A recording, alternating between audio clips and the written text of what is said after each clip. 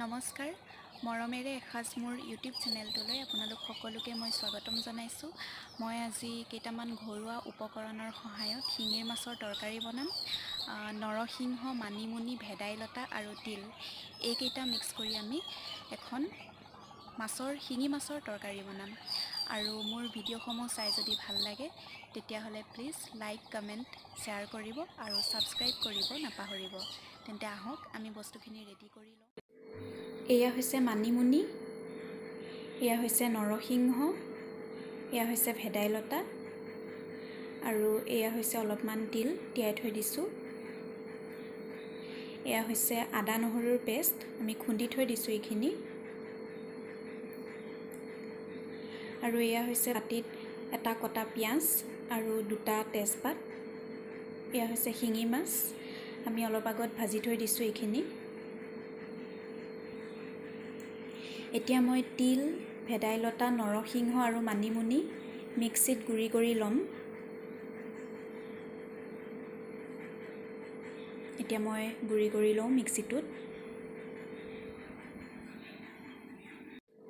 এইটো হৈছে মিক্সি। এতিয়া আমি ইয়াত এই গোটেইখিনি বস্তু দি লওঁ, দি গুড়ি কৰি লওঁ ফাৰ্ষ্ট।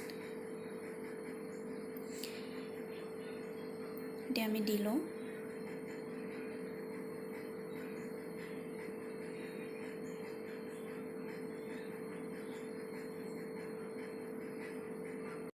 এয়া হৈ গ'ল, আমি মিক্সিত ধুনীয়াকৈ গুড়ি কৰি ল'লোঁ। এতিয়া বনাব ৰেডি হওঁ। এতিয়া আমি এই কেৰাহীটো গেছত বহাই লৈছোঁ। অলপ গৰম হোৱাৰ পিছত ইয়াত আমি তেল দি দিম। আমাৰ খাদ্যৰ পৰিমাণ অনুযায়ী আমি তেলখিনি দিম।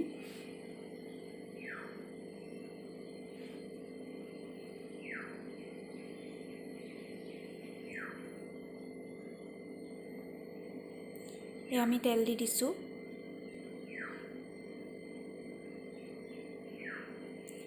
এতিয়া তেলখিনি অলপ গৰম হওক।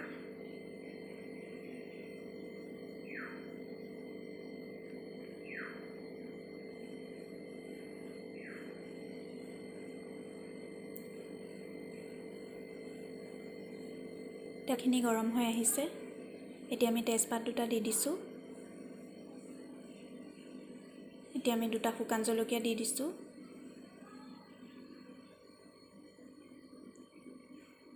এতিয়া আমি অলপমান পাঁচফোৰণ দি দিম ইয়াত। ইয়াত পাঁচফোৰণ দি দিছোঁ।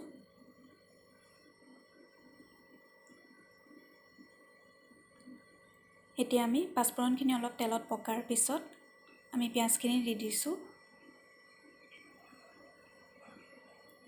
পিঁয়াজখিনি অলপ ৰঙচুৱা হোৱালৈকে আমি ভাজি থাকিম।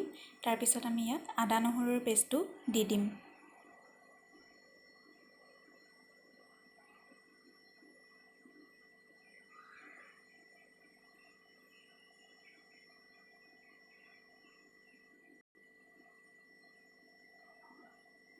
এতিয়া আমি ইয়াত আদা নহৰুৰ পেষ্টটো দি দিম।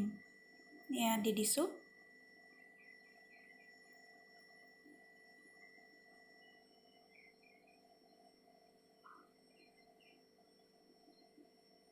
এতিয়া অলপ সময় লৰোৱাৰ পিছত আমি ইয়াত নিমখ দিম। নিমখ আপোনালোকে সোৱাদ অনুযায়ী দিব পাৰে।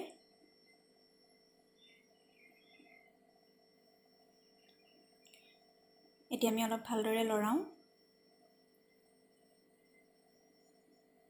এতিয়া ইয়াত মই অলপ জিৰা পাউডাৰ দিছোঁ, অলপ ক'লা জিৰা আৰু জালুকৰ মিশ্ৰণ এটা দিছোঁ, ঘৰতে বনাই থোৱা। আৰু এতিয়া ইয়াত অলপ জালুক দিছোঁ। এতিয়া অলপ ৰেড চিলি এচামুচ দিছোঁ। এতিয়া এইখিনি অলপ আমি ভালদৰে লৰাওঁ। লৰোৱাৰ পিছত ইয়াত আমি হালধি দি দিম। ৰেড চিলিৰ সলনি আপোনালোকে কেঁচা জলকীয়াও দিব পাৰে। এয়া হালধি মই দিছোঁ, প্ৰায় 1.5 চামুচ দিছোঁ হালধি।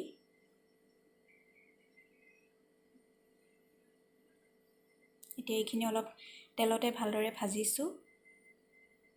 তেলত অলপ ভাজাৰ পিছত আমি অলপ গৰম পানী দি দিম, মছলাখিনি যাতে অলপ সিদ্ধ হয় ভালদৰে।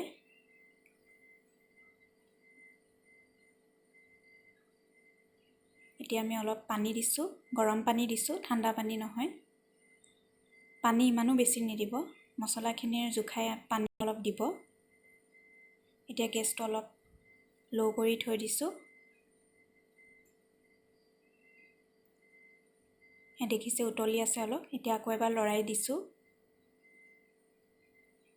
আৰু অলপ ডাঠ হ'ব লাগিব।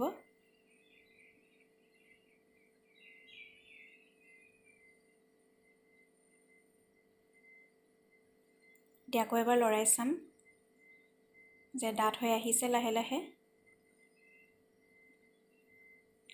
আৰু অলপ ডাঠ হোৱাৰ পিছতে আমি নৰসিংহৰ মিশ্ৰণটো দি দিম। এতিয়া দিব পৰা হৈ গৈছে। আমি এতিয়া এইখিনি দি দিম ইয়াত। এতিয়া আমি ভালদৰে লৰাই দিম যাতে মছলাৰ লগত এই মিশ্ৰণটো ভালদৰে মিলি যায়। অলপ সময় এনেদৰে লৰাই থাকিম।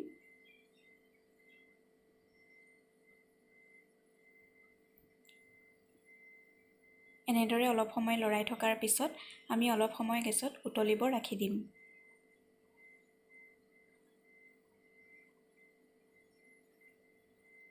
গেছটো বেছি হাই কৰি নথব, ল' মিডিয়াম কৰিয়ে বনাব।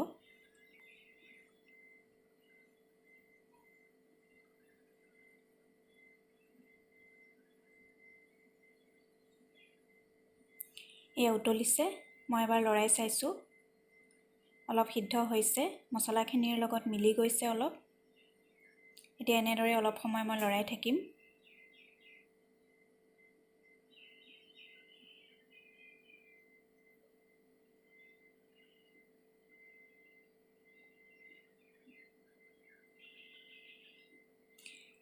পুনৰ অলপ সময় ৰাখি দিছোঁ এনেদৰে।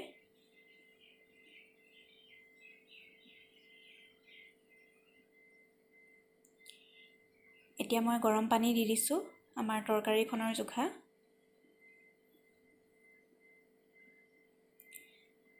তৰকাৰীখন অলপমান উতলাৰ পিছতে ইয়াত মাছ দি দিম, যিহেতু মাছখিনি তৰকাৰীখনৰ লগত ভালদৰে সোমাই পৰিব লাগিব।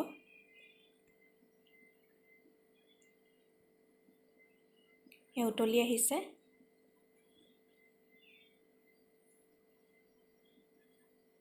এতিয়া আমি ইয়াত মাছ দি দিম।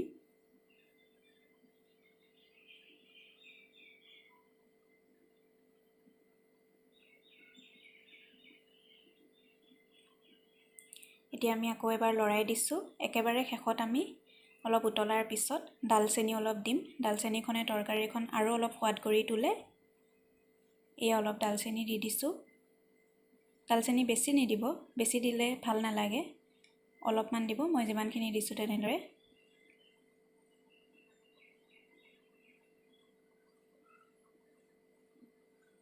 এতিয়া অলপ ভালদৰে লৰাই দিছোঁ।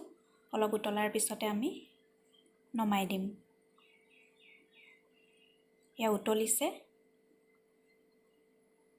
এতিয়া আমি অলপ গেছটো হাই কৰি অফ কৰি দিম।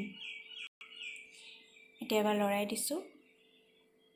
তৰকাৰীখন নমাব পৰা হয়। এয়া আমাৰ হৈ গ'ল তৰকাৰীখন। আপোনালোকেও এবাৰ বনাই চাবচোন যদি মোৰ এই ৰেচিপিটো ভাল লাগিছে, আৰু মোক কমেণ্ট কৰি জনাব কেনেকুৱা হৈছে।